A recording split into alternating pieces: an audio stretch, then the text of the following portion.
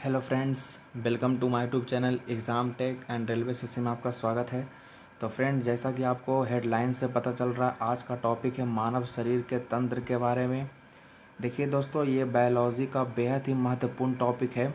इसमें हम लोग मानव शरीर से संबंधित जितने भी सिस्टम है, जितने भी तंत्र है, उन सभी तंत्रों का विस्तृत अध्ययन करेंगे। तो दोस्तों, आज का टॉपिक स्टार्ट करने से पहले आप हमारे चैनल को सब्सक्राइब कर दें, लाइक करें, कमेंट करें और अपने दोस्तों के व्हाट्सएप ग्रुप पर शेयर कर दें फ्रेंड्स। और बगल में बेल आइकन का निशान होगा तो उसे भी आप प्रेस कर दें ताकि आपको वीडियो की नोटिफिकेशन समय समय पर मिल सके। तो फ्रेंड्स, बेहद ही बेहतरीन तरीके से आज का टॉपिक स्टार्ट करते हैं। देखिए फ्रेंड्स, मानव शरीर के तंत्र के बारे में पढ़ना है। सबसे पहले आप ये जान लीजिए, पहले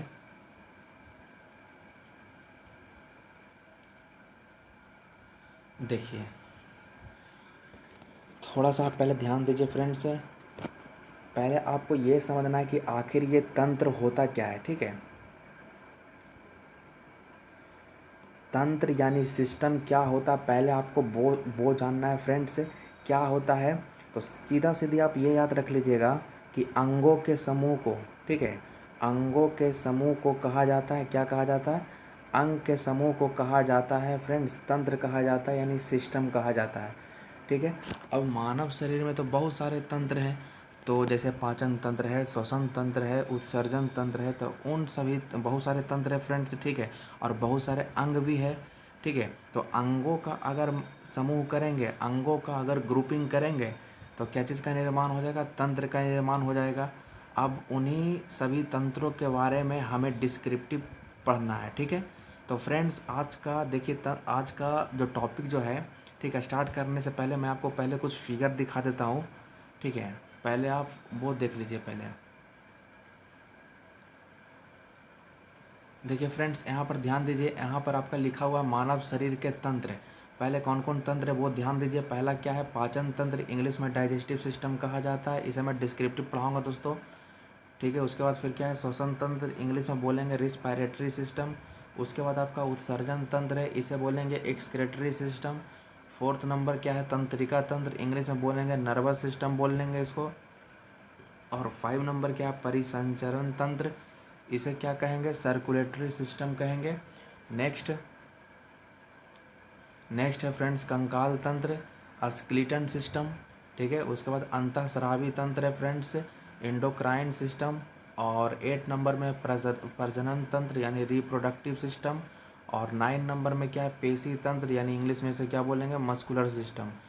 तो ये जितना भी आपका 9 जो तंत्र है दोस्तों, सिस्टम जो है, ठीक है, ये पूरी सिस्टम के बारे में मैं आपको बिल्कुल डिस्क्रिप्टिव पढ़ाऊँगा।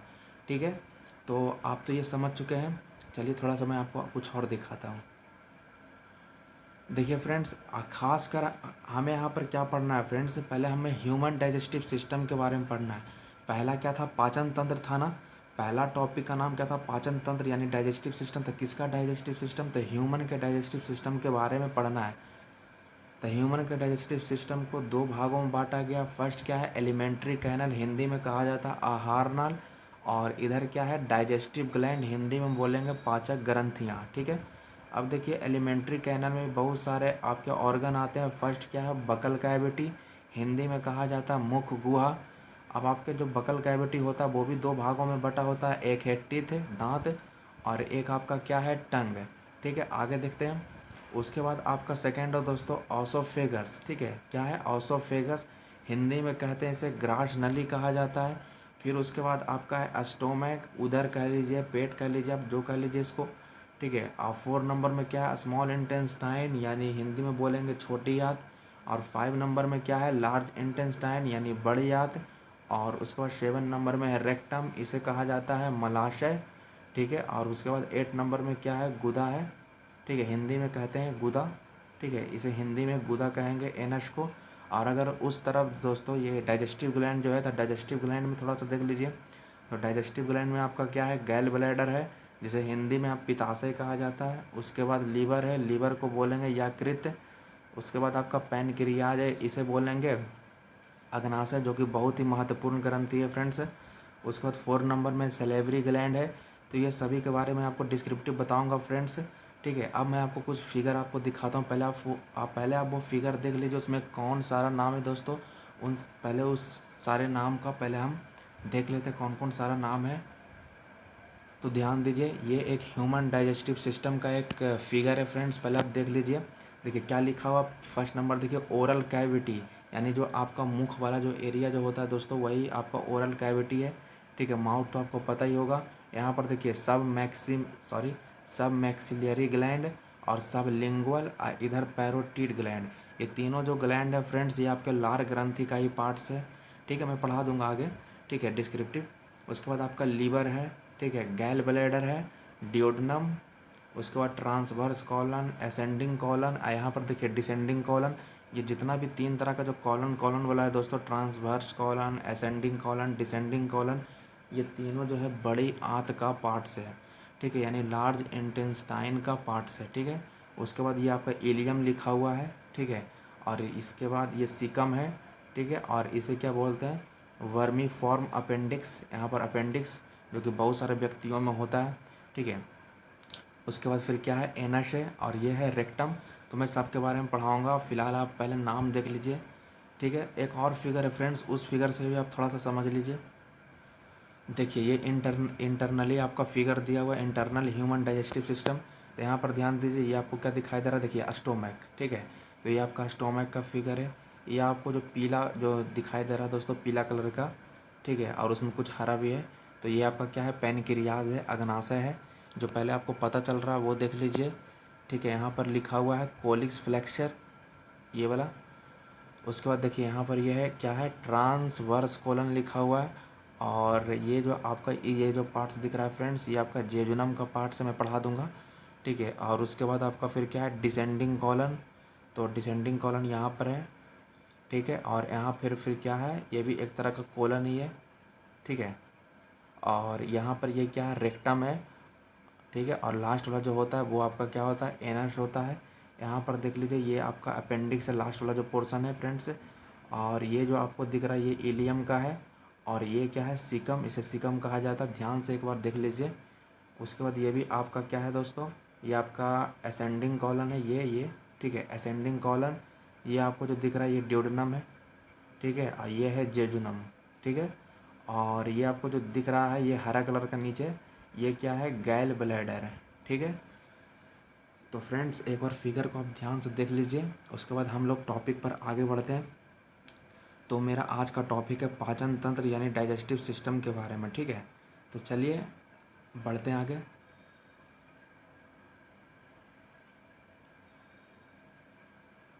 देखिए, हमें पाचन तंत्र के बारे में पढ़ना है फ्रेंड्स कि ये पाचन तंत्र क्या होता है। तो खैर आप पाचन तंत्र के बारे में तो पढ़ चुके हैं। ठीक है, तंत्र के बारे में मैंने आपको पढ़ा चुका हूँ। ठीक है। अब आपको जानना है कि यह पाचन क्या होता है। ठीक है। तो पहले आप ऐसे समझ लीजिए कि आप जैसे भोजन करते हो ना, ठीक है, तो मान लीजिए ये रोटी का बड़ा टुकड़ा है। ठीक है। तो रोटी का एक बड़ा टुकड़ा है फ्रेंड्स। ठीक है, जो कि कैसा होता है, जो कि जटिल है, कड़ा होता है। ठीक है, जटिल। और कैसा टुकड़ा है, तो बड़ा टुकड़ा है। तो रोटी का मान लीजिए एक बड़ा टुकड़ा है। ठीक है। इसे भोजन के रूप में जब खाया जाता है तो उसके बाद फिर ये जाएगा कहाँ, तो माउथ में। ठीक है, कहाँ जाएगा, माउथ में। ठीक है। अब माउथ में बहुत सारे एंजाइम भी होते हैं। ठीक है, लार में बहुत सारे एंजाइम भी पाए जाते हैं। तब वो एंजाइम किससे मिलेगा, ये इस भोजन से मिलेगा।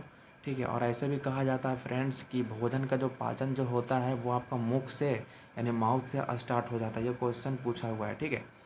और फिर उसके बाद माउथ से फिर कहाँ चला जाएगा, तो स्टोमैक में। कहाँ चला जाएगा, स्टोमैक। ठीक है।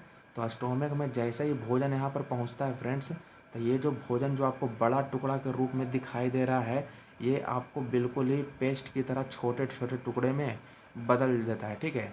तो यहाँ पर होता क्या है, तो यहाँ पर रासायनिक क्रिया होता है। और जो एंजाइम जो होता है फ्रेंड्स, ठीक है, इसमें HCl अम्ल जो होता है, अम्ल हो गया, एंजाइम हो गया, तो ये क्या करता है, इस बड़े टुकड़े को छोटे टुकड़े में चेंज कर देता है। ठीक है, रासायनिक क्रिया करके बड़ा टुकड़ा को किस में कर देता है, छोटा टुकड़ा में चेंज कर देता है। यानी जो पहले जटिल था अब ये सरल हो जाता है। ठीक है, जो पहले बड़ा था अब वो क्या होता है, छोटा हो जाता है। तो बस इसी को कहा जाता है, इस प्रोसेस को कहा जाता है पाचन। ठीक है, यानी अगर परिभाषा में बोलने के लिए आपको कहेगा तो आप कैसे बोलोगे कि किसी पदार्थ के जटिल और बड़े टुकड़े को, ठीक है, किसी पदार्थ के जटिल और बड़े टुकड़े को विभिन्न रासायनिक क्रियाओं के कारण, ठीक है, या एंजाइमों के कारण, ठीक है, एंजाइम, विभिन्न एंजाइम के कारण या रासायनिक क्रिया के कारण उसे सरल और छोटे पदार्थों में बदल जाना ही क्या कहलाता है? पाचन कहलाता है। ठीक है, मतलब जो बड़ा टुकड़ा रहेगा छोटा में चेंज होगा, जो जटिल है वो सरल बन जाएगा। तो बस इसे ही क्या कहा जाता है? इसे ही हम लोग क्या बोलेंगे? पाचन कहा जाता है। ठीक है, चलिए अब यहाँ पर थोड़ा सा ध्यान दीजिए। यहाँ पर ह्यूमन डाइजेस्टिव सिस्टम को दो पार्ट्स में बटा हुआ है। फर्स्ट क्या है? Alimentary canal. तो इसी एलिमेंट्री कैनल के बारे में हमें जानना है फ्रेंड्स। आपने सिस्टम के बारे में पढ़ लिया, डाइजेस्टिव क्या होता है वो भी आपने जान लिया। अब इसका जो पहला पार्ट है एलिमेंट्री कैनल, उसके बारे में जानना है। तो ध्यान दीजिए क्या है। चलिए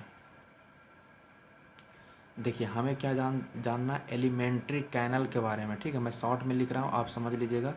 ठीक है, एलिमेंट्री कैनल जिसे हम हिंदी में कहते हैं आहार नाल। ठीक है, अब ये आहार नाल क्या होता है?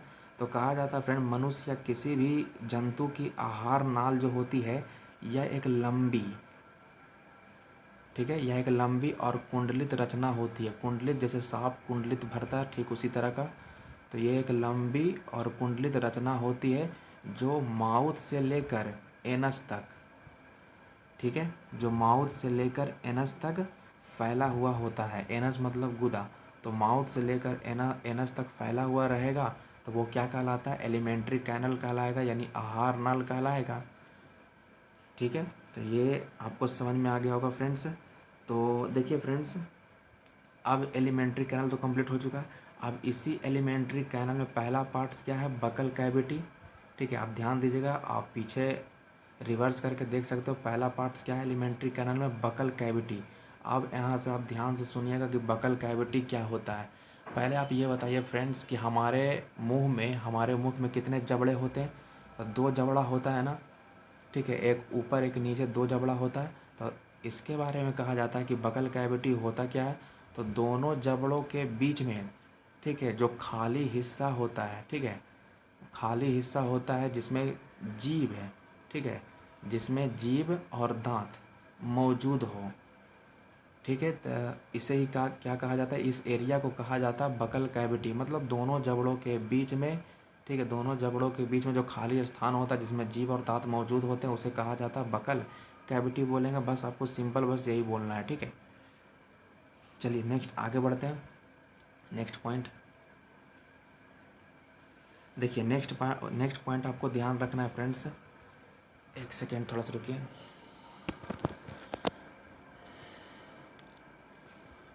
देखिए फ्रेंड, जो मुख गुहा का ऊपर वाला जो पार्ट्स होता है उसे कहा जाता है तालू। ठीक है, मुख गुहा के बकल कैविटी के ऊपर वाला जो साइड रहेगा उसे क्या बोलेंगे? तालू कहा जाता है। और नीचे वाले पार्ट्स को कहा जाता है जबड़ा। ठीक है, इंग्लिश में जा बोलते हैं।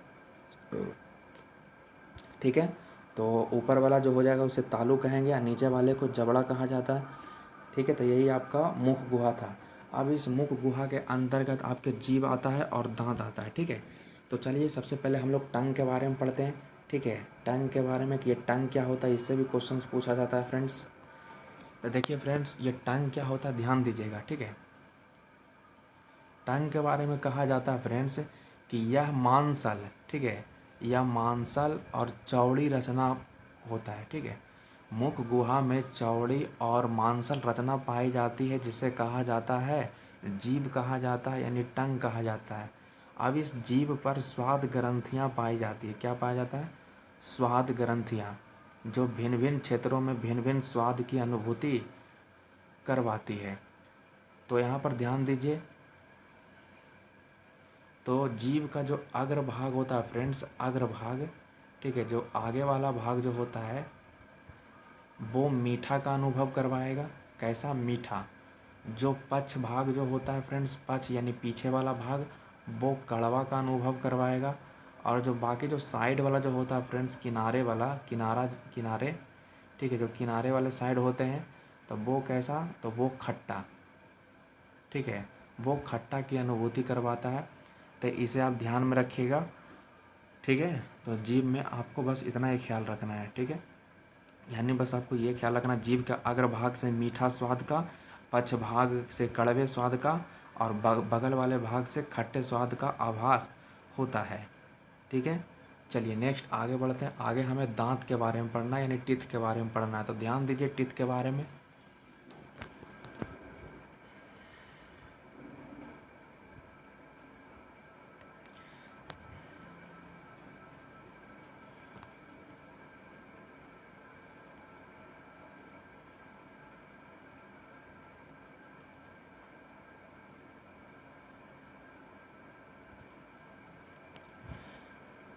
देखिए ध्यान दीजिएगा, ऐसे कहा जाता है दोस्तों कि जन्म के समय बच्चे में दांत नहीं पाया जाता, ठीक है।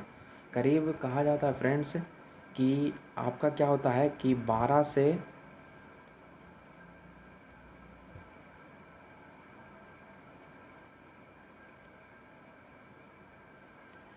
देखिए यहाँ पर ध्यान दीजिए, 12 से 13 वर्ष की आयु में आपका जो दांत जो आता है वो कुछ परमानेंट दांत होता है, ठीक है।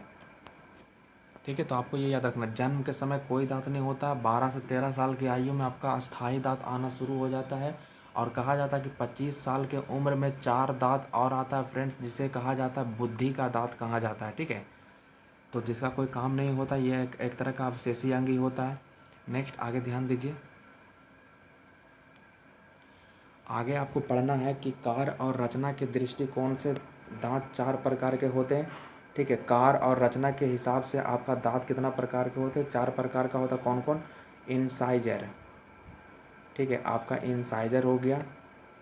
सेकंड क्या है? सेकंड आपका केनाइन है। थर्ड क्या है? थर्ड आपका प्री मोलर, ठीक है। और फोर आपका क्या है? मोलर, ठीक है। तो यही आपका 4 प्रकार के दांत होते हैं फ्रेंड्स, ठीक है। कार और रचना के हिसाब से पूछेगा तो दांत आपका कितना प्रकार के होते हैं? 4 प्रकार के होते हैं। तो ये आपको ध्यान में रखना है, ठीक है। तो ऐसे मैं इसका अलग से वीडियो बना चुका हूँ फ्रेंड्स कि इंसाइजर का क्या काम है, केनाइन का क्या काम है, प्रीमोलर का क्या काम है, मोलर का क्या काम है, इसका कितना संख्या होता है, इसका वीडियो मैं ऑलरेडी बना चुका हूँ। तो आप जाकर वहाँ पर देख भी सकते हो, ठीक है। तो वहाँ पर आप देख सकते हो, वहाँ पर बिल्कुल ही डिस्क्रिप्टिव वहाँ पर बताया गया है। तो खैर मैं यहाँ पर आपको बता देता हूँ थोड़ा सा, ठीक है, कि जबड़े जो इंसाइजर जो होता है फ्रेंड्स, ठीक है, आपका जो इंसाइजर जो होता है इसके बारे में, इंसाइजर का क्या काम होता है। तो इंसाइजर जो होता है ये भोजन को काटने का कार्य करता है, ठीक है।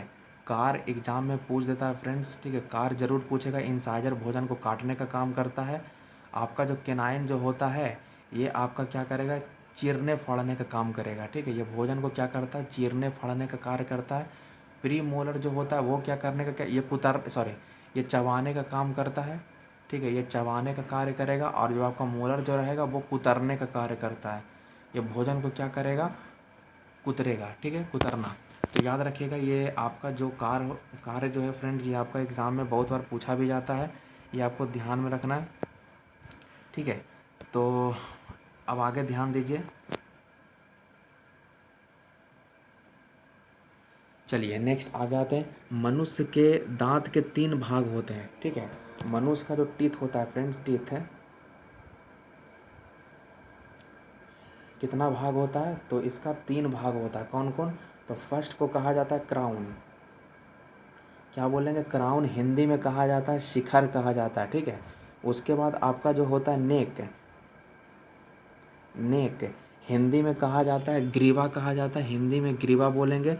और लास्ट जो होता है उसे कहा जाता है रूट, ठीक है, इसे हिंदी में कहा जाता है जड़ कहा जाता है, ठीक है। तो ये आपको ध्यान में रखना है। चलिए नेक्स्ट पॉइंट आगे चलते हैं। देखिए नेक्स्ट पॉइंट आपको ध्यान रखना है कि दांत का वह भाग जो मसूड़ा में धंसा हुआ रहेगा, ठीक है। दांत का वह भाग जो मसूड़ा से क्या रहे? धंसा रहे। जो मसूड़ा से धंसा हुआ होता है उसे कहते हैं रूट, यानी जड़ कहा जाता है, ठीक है। प्रत्येक दांत के भीतर एक गुहा होती है जिसे मज्जा गुहा कहते हैं, ठीक है। जैसे मान लीजिए कि ये दांत है, तो कहा जाता है फ्रेंड्स कि इस दांत के भीतर, ठीक है, एक कैविटी पाया जाता है जिसे कहा जाता है, हिंदी में बोलते हैं मज्जा गुहा। हिंदी में क्या बोलेंगे? मज्जा गुहा कहा जाता है। और इंग्लिश में बोलते हैं पल्ब कैविटी बोलते हैं, ठीक है, PULP है, ठीक है, पल्प कैविटी। तो याद रखिएगा दांत के भीतर क्या होता है, एक कैविटी पाया जाता है, एक रचना पाई जाती है जिसे कहा जाता है मज्जा गुहा यानी पल्प कैविटी कहा जाता है। नेक्स्ट आगे आते हैं।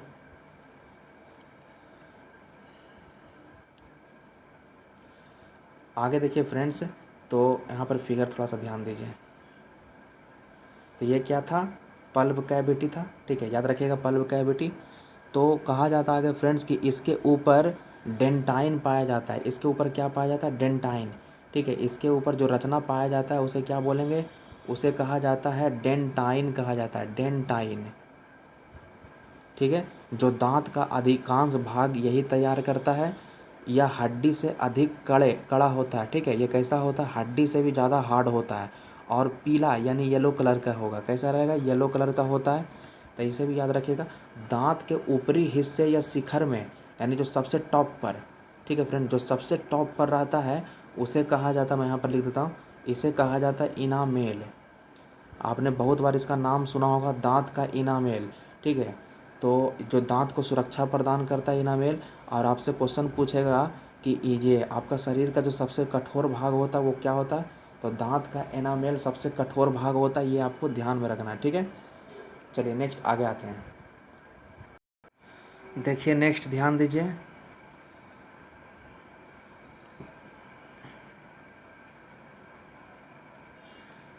देखिए फ्रेंड्स, मुख गुहा का जो पिछला हिस्सा, ठीक है, मुख गुहा का जो पिछला हिस्सा होता है उसे कहा जाता है ग्रसनी, ठीक है। उसे क्या बोलेंगे, उसे ग्रसनी बोलेंगे और इंग्लिश में बोलेंगे फायरिंग्स, ठीक है। तो यानी हमारे जो मुंह का जो पिछला हिस्सा होता है तो उसे क्या बोलते हैं, ग्रसनी कहा जाता है। इसमें 2 छिद्र होते हैं। इस ग्रसनी में कितना छिद्र होता है, तो 2 छिद्र होता है। दोनों छिद्र का नाम है, एक का नाम है, मैं आगे लिख देता हूँ फ्रेंड्स आगे। एक का नाम है फ्रेंड्स निगल द्वार, निगल द्वार, ठीक है। और सेकंड आपका इसका नाम है कंठ द्वार।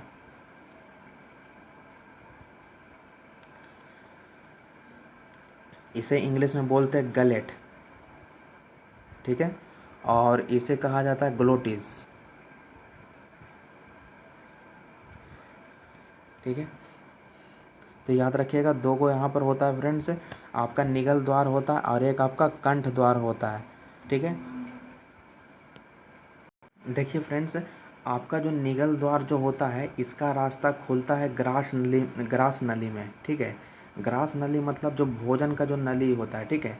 तो निगल द्वार का रास्ता कहाँ खुलेगा, ग्रास नली में। और जबकि कंठ द्वार का जो रास्ता खुलता है फ्रेंड्स, तो ये आपका खुलता है कहाँ, ये आपका खुल जाता है ट्रैकिया में, ठीक है। ट्रैकिया जिसे हिंदी में कहा जाता है श्वास नली, ठीक है। तो आपको याद रखना है कि निगल द्वार का रास्ता जो खुलेगा ग्रास नली में यानी भोजन वाला जो नली है, और कंठ द्वार का रास्ता कहाँ खुलता है, ट्रैकिया यानी जो श्वास नली है। आप फिगर से भी समझ सकते हो, चलिए मैं आपको फिगर दिखाता हूँ।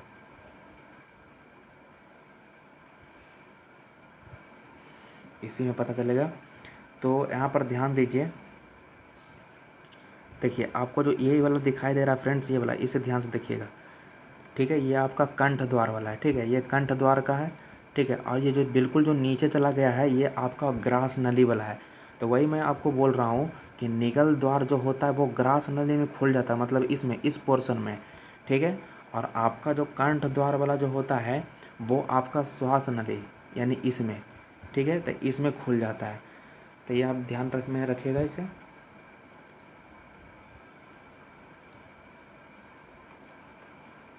ठीक है, चलिए नेक्स्ट आगे बढ़ते हैं। आगे कहा जाता है फ्रेंड्स कि कंठ द्वार से आगे एक पट्टी जैसी रचना पाई जाती है जिसे एपिग्लोटिस कहते हैं। यानी कहने का मतलब ये हो गया, ये क्या कह रहा है कि कंठ द्वार से आगे, ठीक है, एक आपका क्या पाया जाता है, एक पट्टी पाई जाती है जिसे कहा जाता है एपिग्लोटिस, ठीक है। क्या बोलेंगे, एपिग्लोटिस कहा जाता है। मनुष्य जब भोजन करता है तो यह पट्टी जो होता है कंठ द्वार को ढक देता है।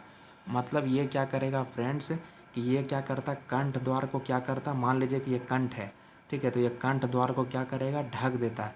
मतलब जब हम लोग भोजन करते हैं ना, तो ये एपिग्लोटिस क्या करता है, इस कंठ द्वार को ढक देता है, ठीक है, जिससे भोजन श्वास नली में नहीं जा सकता है। देखते होंगे आपने, ये आपके माता पिता बोलते होंगे कि भोजन के समय बातचीत नहीं करना चाहिए, ठीक है। इसलिए बोलते हैं ताकि आपका क्या होता है ना, कि जिसमें भोजन हम लोग करते हैं तो ये जो भोजन का जो टुकड़ा जो होता है ये श्वास नली में नहीं जाए, इसी कारण से वैसा बोलते हैं, ठीक है। तो याद रखिएगा, एपिग्लोटिस क्या करता है, ये चारों तरफ से कवर बना देता है, ठीक है। इस पर कंठ द्वार के ऊपर कवर बना देता है, जिसके कारण से क्या होगा कि भोजन का जो टुकड़ा जो रहेगा वो आपका श्वास नली में नहीं जा पाता है, ठीक है।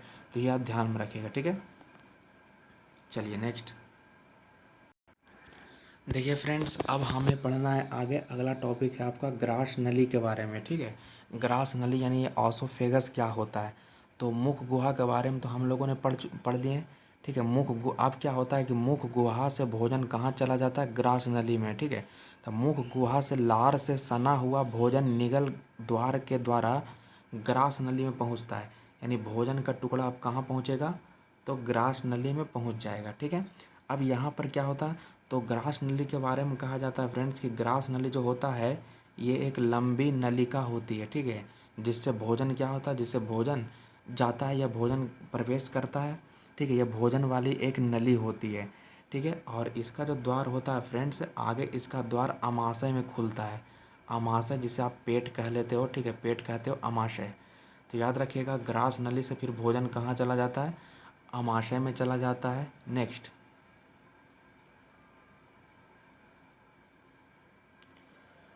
देखिए, अब क्या होता है फ्रेंड्स कि मान लीजिए ये आपका, मान लेते हैं कि ये ग्रास नली है, ठीक है, ठीक है। अब भोजन का टुकड़ा क्या है, यहाँ पर आ चुका है। तो कहा जाता है फ्रेंड्स कि इस ग्रास नली में क्या होता है ना, यहाँ पर संकुचन और शिथिलन की क्रिया होती है। संकुचन, संकुचन मतलब क्या होता है, सिकुड़ना, और शिथिलन, शिथिलन मतलब क्या होता है, फैलना। तो जैसे ही यहाँ पर क्या होता है कि भोजन का टुकड़ा पहुँचता है, तो यहाँ पर संकुचन और शिथिलन की क्रिया स्टार्ट हो जाता है, ठीक है। और इन दोनों को जब मिलाते हैं, संकुचन और शिथिलन दोनों के सम्मिलित रूप को कहा जाता है क्रमाकुंचन। इसका नाम है क्रमाकुंचन, इंग्लिश में बोलते हैं पेरिस्टाल्सिस कहा जाता है, ठीक है। तो संकुचन और शिथिलन, संकुचन मतलब सिकुड़ना हो गया, और शिथिलन मतलब क्या हो गया, फैलना। तो दोनों क्रियाओं को मिला देंगे तो क्या बनेगा, क्रमाकुंचन। यानी क्रमाकुंचन की क्रिया कहाँ होती है, तो ग्रास नली में होती है। क्वेश्चन आपसे पूछ भी सकता है फ्रेंड्स कि क्रमाकुंचन की क्रिया कहाँ होती है, तो ग्रास नली में होती है। तो यहाँ पर क्या होता है फ्रेंड्स कि जैसे देखिए, ये जो आपको ऐसे जो हिस्सा जो दिख रहा है, तो ये फैलने वाला हिस्सा यानी शिथिलन, ठीक है। और इस तरह का जब यहाँ पर जैसे ही आएगा, मतलब न इस तरह का, ठीक है, या ऐसे, तो यहाँ पर क्या होता है, संकुचन हो जाता है। मतलब बार बार शिथिलन संकुचन के कारण से भोजन नीचे सरकता है, ठीक है। और ये सरक सरक कर चला जाता है फिर कहाँ, स्टोमक यानी अमाशय में प्रवेश कर जाता है, ठीक है, ठीक है। तो इसे आप ध्यान में रखिएगा। ग्रास नली में किसी भी प्रकार की पाचन क्रिया नहीं होती है, याद रखिएगा। ये भी आपको क्वेश्चन कई बार ये फंसा देता है फ्रेंड्स। आपको ये याद रखना है कि ग्रास नली में किसी भी प्रकार की पाचन क्रिया नहीं होती है। ग्रास नली से भोजन अमाशय में चला जाता है। तो अब हम लोग अमाशय के बारे में पढ़ेंगे दोस्तों, ठीक है। तो ये वीडियो काफ़ी लंबा हो रहा है दोस्तों, मैं, ठीक है, तो मैं अमाशय पढ़ाकर आपको छोड़ दूंगा। इसके बाद स्मॉल इंटेस्टाइन और जो लार्ज इंटेस्टाइन के बारे में पढ़ना है, ठीक है। तो मैं वहाँ पर आपको पढ़ाऊँगा आगे के वीडियो में। खैर यहाँ पर अमाशय के बारे में पहले देख लीजिए, क्योंकि ये वीडियो बहुत लंबा हो जाएगा। अगर मैं पूरा आज टॉपिक ही पूरा समाप्त करने के लिए चाहूँ तो आज पूरा तो टॉपिक समाप्त होगा नहीं, ठीक है। तो मैं आपको जितना भी आगे स्मॉल इंटेस्टाइन हो, लार्ज इंटेस्टाइन हो, एनस हो, फिर उधर आपका बचा हुआ है सलेवरी ग्लैंड वगैरह, बहुत सारा ग्लैंड है, तो वो सारा बचा हुआ है, तो वो मैं अगले वीडियो में करवा दूँगा, ठीक है। तो स्टोमक पहले आप देख लीजिए।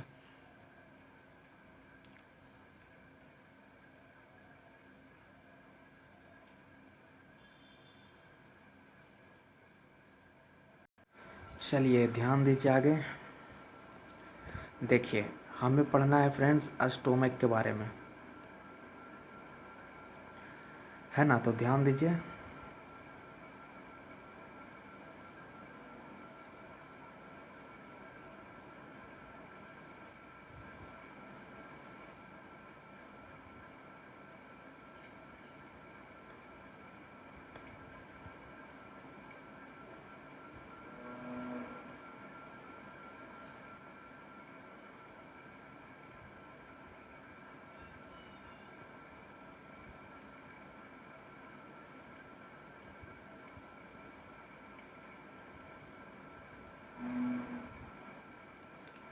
देखिए, ध्यान दीजिएगा, अमाशय के बारे में कहा जाता है कि यह एक चौड़ी थैली जैसी रचना होती है।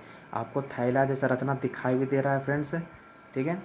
और अमाशय का अग्रभाग, ठीक है, अमाशय का जो अग्रभाग जो होता है तो उसे कहा जाता है कार्डियक पार्ट, ठीक है। मैं यहाँ पर लिख देता हूँ कार्डियक,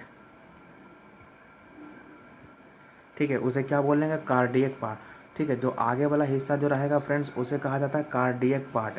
उसके बाद आपका जो पिछला भाग जो होता है पीछे वाला उसे कहा जाता है पाइलोरिक भाग, पाइलोरिक, ठीक है। यानी जो नीचे वाला जो हिस्सा जो रहेगा ये क्या कहलाएगा, पाइलोरिक भाग कहलाता है, ठीक है। और बीच का जो हिस्सा जो होता है उसे कहा जाता है फुंडिक भाग, फुंडिक, FUNDIC,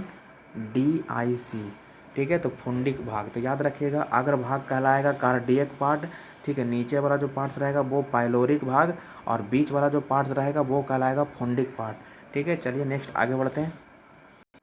चलिए नेक्स्ट आते हैं, आगे ध्यान दीजिए फ्रेंड्स।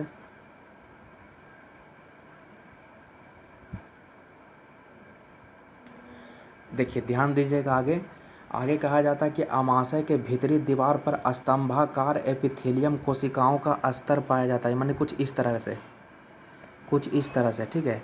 इसे कहा जाता है स्तंभाकार एपिथेलियम कोशिका, ठीक है। तो इस तरीक़ा से फैला हुआ रहता है। कोशिकाओं का यह स्तर जगह जगह अंदर की ओर धंसा हुआ होता है। आपको अंदर धंसा, ये क्या है दोस्तों, ये धंसा हुआ है, ठीक है। ये अंदर की ओर क्या रहता है, धंसा हुआ होता, अंदर की ओर धंसा हुआ होता है, ठीक है। तो आपको दिखाई भी दे रहा होगा, इन धंसे भागों की कोशिकाएं आमाशय ग्रंथि या जठर ग्रंथि कहलाती है। मतलब ये धंसा हुआ जो भाग होता है फ्रेंड्स, ठीक है, इन धंसे हुए भाग की कोशिकाएं जो होती है क्या कहलाती है, इसका भी अलग से नाम दिया गया है अमाशय ग्रंथि। क्या नाम दिया गया, अमाशय ग्रंथि। इसे हम अमाशय ग्रंथि बोल लेंगे भाई साहब, या फिर बोल लेंगे जठर ग्रंथि, ठीक है। अमाशय ग्रंथि बोल लीजिए, चाहे जठर ग्रंथि बोल लीजिए, या इंग्लिश में आप बोल लीजिए गैस्ट्रिक, ठीक है। इंग्लिश में क्या बोल लेंगे, गैस्ट्रिक ग्लैंड। तो आप जो भी बोल लीजिए। चलिए नेक्स्ट आगे बढ़ते हैं, ये लास्ट टॉपिक है दोस्तों। चलिए नेक्स्ट आगे आते हैं। आगे कहा जाता है कि जठर ग्रंथियों की कोशिकाएं 3 प्रकार की होती है, ठीक है। जो आपका जो जठर ग्रंथि जो है फ्रेंड्स, इनकी कोशिकाएं कितना तरह का होता है, तो इनकी कोशिकाएं जो होती है वो 3 प्रकार की होती है। तो कौन कौन, तो फर्स्ट आपका है श्लेष्मा, ठीक है, श्लेष्मा, या इंग्लिश में इसे बोलेंगे म्यूकस सेल्स बोलेंगे। उसके बाद आपका है भित्तीय, या एक और नाम है इसको, भित्तीय भी नाम है, या तो फिर अम्लजन कोशिकाएं, ठीक है। इसे इंग्लिश में क्या बोलेंगे, तो इंग्लिश में मैं लिख के यहाँ पर बता देता हूँ। इसे इंग्लिश में बोला जाता है फ्रेंड्स पैरिटल या फिर ऑक्जेंटिक सेल, ठीक है। और थर्ड आपका होता है, थर्ड होता है जाइमोजीन, ठीक है, जाइमोजीन सेल्स। तो यही आपका जठर ग्रंथि में 3 प्रकार की कोशिका पाई जाती है, तो ये ध्यान में रखिएगा, ठीक है। चलिए नेक्स्ट आगे आते हैं।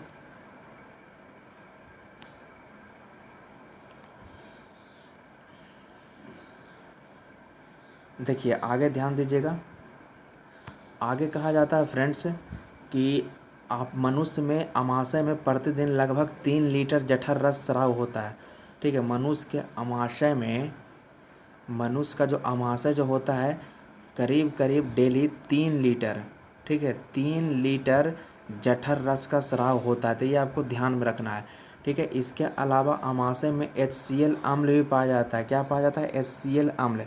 तो ये HCl अम्ल क्या करता है, ये जीवाणु नाशक होता है फ्रेंड्स। अगर भोजन के साथ कोई बैक्टीरिया वगैरह अगर आया है तो वो क्या करेगा, ये HCl अम्ल उसको क्या कर देता है, उसे नष्ट कर देता है, ठीक है। तो ये आपको ध्यान में रखना है, ठीक है।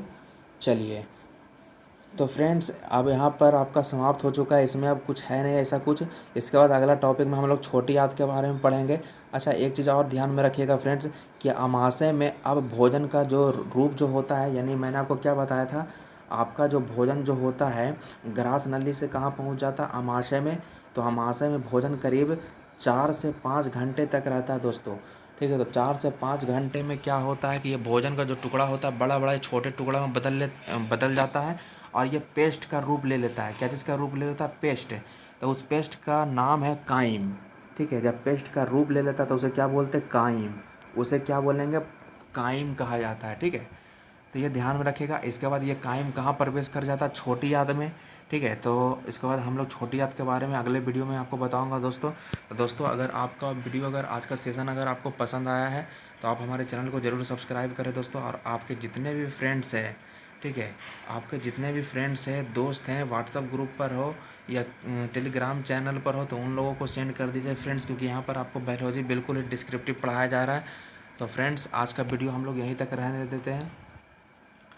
ठीक है, और आपको कल 15 अगस्त के लिए हार्दिक शुभकामनाएं। ठीक है, तो तब तक के लिए जय हिंद, जय भारत।